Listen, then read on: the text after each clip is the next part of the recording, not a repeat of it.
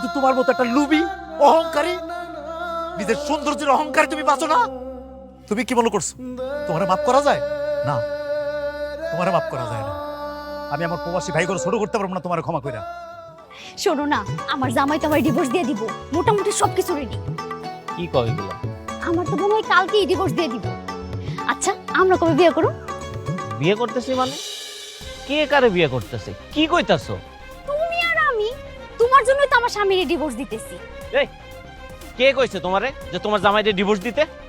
কি কইতাছো তুমি এগুলা? ডিভোর্স না দিলে আমরা কেমনে বিয়ে করব? আমি তোমারে কইছি যে আমি তোমারে বিয়ে করুম? কি কইতাছো তুমি এগুলা? তাহলে এই যে এতদিনের তোমার আমার প্রেম, শোনো, তোমার জামাই আইছিল আমার কাছে, আমি তার কাছে সব স্বীকার করছি, আমি তার কাছে মাপ চাইছি, আমি তারে বলছি ঠিক আছে ভাই, আপনার বউয়ের লগে আমার আর কোনো সম্পর্ক থাকবো না, আপনি আমারে মাফ করে দেন। আমি কথা দিছি তারে যে কোনোদিন তোমার লগে আর যোগাযোগ রাখবো না। আমি সরিও কইছি তারে। কি কইতাছো তুমি? তাহলে এই যে আমগো এতদিনের প্রেম ভালোবাসা এগুলা? দূর হ। আরে এটারে প্রেম কই নাকি? এটা ছিল টাইম পাস। তুমিও ফ্রি ছিলা, আমিও ফ্রি ছিলাম। তুমিও সময় কাটাইছো, আমিও সময় কাটাইছি। শোনো, তোমার জামাই ছিল না, তোমার জামাই বিদেশ ছিল, তখন আমি তার জায়গা পূরণ করছি। এখন তোমার জামাই আসছে, তুমি তার জায়গা পূরণ করো। তাহলে তুমি আমারে বিয়ে করবা না? এই, তুমি কি পাগল হইছো? আমার একটা ফ্যামিলি স্ট্যাটাস আছে, আমি একটা বংশীয় পোলা। তোমার মতো একটা বেয়াক্তা মেয়ারে যদি আমি বিয়ে করি, আমার আব্বা মা মানবো? মানবো না। তাহলে তুমি এতদিন আমার লগে প্রেম করছো কেন? বেঈমান, প্রতারক! এই, কে বেঈমান, কে প্রতারক? আমি যদি বেঈমান হই, আমি যদি প্রতারক, তাইলে তুই কি? তুই তো সহজ সরল স্বামীটার লগে প্রতারণা করিস নাই? তুই তার সরলতার সুযোগ নিয়ে তারে সর্বশান্ত করিস নাই? সে কি তোরে কম ভালোবাসছিল? আজ তুই তারে ডিভোর্স দিয়ে আমারে বিয়ে করতে চাস। কাল যদি আমি বিদেশ যাই, তুই তো অন্য কারোর লগে ভাগবি। ভাগবি না? তার কোনো গ্যারান্টি আছে? তাহলে এতদিন যে আমি তোমার লিগা এত কিছু করলাম, তুমি যা চাইছো তাই দিছি। আমার স্বামী পাঠানো টাকা, এত কষ্টের টাকা আমি তোমারে দিছি। তুমি বাইক চাইছো, বাইক কিনা দিছি। আমার এত ভালো শাশুড়ি, ননদ, ভাই, ভাবি, তাকে সবার বিরুদ্ধে গেছি, সমাজের বিরুদ্ধে গেছি। সমাজের মুখে চুনকালি মাইখা আমি তোমার লগে সম্পর্ক রাখছি। এই, কে কইছে তোর এত কিছু করতে? এইসব করণের আগে আমার কাছে একবারও জিগাইছিলি? তুইও ফাঁকা ছিলি, আমিও ফাঁকা ছিলাম। তুইও ভালো ছিলি, আমিও ভালো ছিলাম। তুইও ঘুরছস ফিরছস, আমিও ঘুরছি ফিরছি। আমি কি তোরে একবারও কইছি যে তোর ওই প্রবাসী স্বামীরে ডিভোর্স দিয়ে আমার কাছে আই? একবারও কইছি তোরে? ক ফালতু মায়া কোথাকার। শোন, তোর স্বামী আমার কাছে আসছিল। সে যখন আমার কাছে আসছে, আমি বুঝছি যে আসলেই কষ্ট পাইছে। দোষ তোরও ছিল, দোষ আমারও ছিল।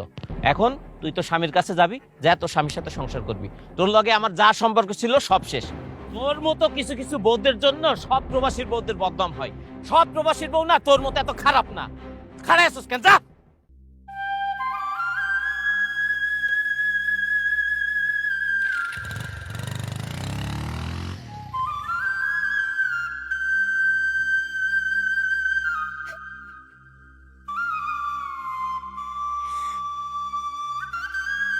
আমি তো বুঝতে পারিনি, আমার ভুল হয়ে গেছে। তুমি আমার এই শেষবারের মতো ক্ষমা করে দাও না।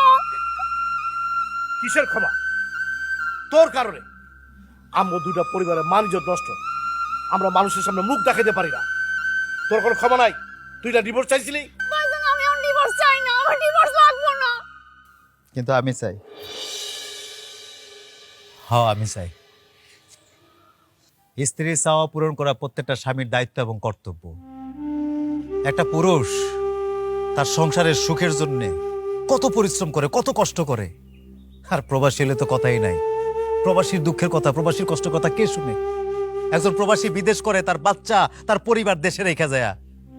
কিন্তু সেই প্রবাসী যখন শুনে তার পরিবার, তার স্ত্রী অন্য জায়গায় প্রেমে জড়িত হয়েছে, এর চেয়ে কষ্টের, এর চেয়ে দুঃখের একজন প্রবাসী আর কিছু হইতে পারে না। তুমি আমার কাছে মুক্তি চাইছিলে না?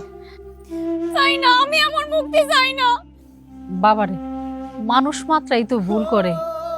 ও যখন নিজের ভুল বুঝতে পারছে, ওরে শুধরানোর একটা সুযোগ দে। আর তাছাড়া ও একটা প্রতারকের পাল্লায় পড়ছিল। আমরা দুইজনরে ক্ষমা করে দিছি, পারলে তুইও ক্ষমা করে দে। না মা, কারে ক্ষমা করবা তুমি? কারে মুক্তি দিতেছ? আমি দেশে আসার পর থেকে একটা দিন বাকি ছিল না মা, একটা দিন বাদ ছিল না। প্রত্যেকটা দিন আমি তার কাছে গেছিলাম, তারে হাত জোর করে কইছিলাম, তারে বোঝানোর চেষ্টা করছিলাম। তার নোংরা অতীত যাই না, আমি বারবার তারে বুঝাইছি, আসো সংসারটা করি, সংসারটা করি। আমি ওর হাতে ধরার বাকি ছিল, পায়ে ধরার বাকি ছিল, ওর পরিবারের সবার কাছে হাতে পায়ে ধরে ওর বোঝানোর চেষ্টা করছিলাম মা, কিন্তু আমার সাথে কুত্তার মতো ব্যবহার করছে। আমার দূর দূর করে তাড়াই দিছিল মা, ও আমার কুত্তার মতো ব্যবহার করছে। আর জীবনও এমন ভুল হইব না, খালি এইবারের মতো তুমি আমারে মাফ কইরা দাও। না, তোমার এইবারের জন্য কেন, কোনবারের জন্য তোমার মাফ করা যায় না, তোমার ক্ষমা করা যায় না। কারণ তোমারও যদি আমি এখন ক্ষমা করে দিই, তাহলে আমার হাজার হাজার প্রবাসী ভাইরা অনেক কষ্ট পাইব, তাকে কলজা ভাঙা যাব। কারণ তোমার মতো বউয়ের সংখ্যা এই দেশে খুব অল্প, অথচ আমার হাজার হাজার প্রবাসী ভাইরা তাদের বউ বাচ্চারা এখানে বিদেশ করতেছে। আমার ওই ভাবিরা, ওই বোনরা কত কষ্ট করতেছে দেশে, তাকে বাচ্চারা মানুষ করতেছে, সংসার দেখতেছে। কিন্তু তোমার মতো একটা লুবি, অহংকারী, নিজের সৌন্দর্যের অহংকারী তুমি বাঁচো না। তুমি কি মনে করছো তোমার মাফ করা যায় না? তোমার মাফ করা যায় না। আমি আমার প্রবাসী ভাই করে ছোট করতে পারবো না তোমার ক্ষমা কইরা। এই নাও তোমার ডিভোর্স পেপার, আমি সিগনেচার করে রাখছি। খালি তাই না, তোমার 3 লাখ টাকার চেক দিয়ে রাখছি, তোমার কাবিনে 2 লাখ টাকা আরো 1 লাখ টাকা দিয়ে রাখছি, যাতে তুমি 3 মাস তোমার ভরণ পোষণ হয়। রাখো তোমার ডিভোর্সের পেপার, সুখে থাকো তুমি।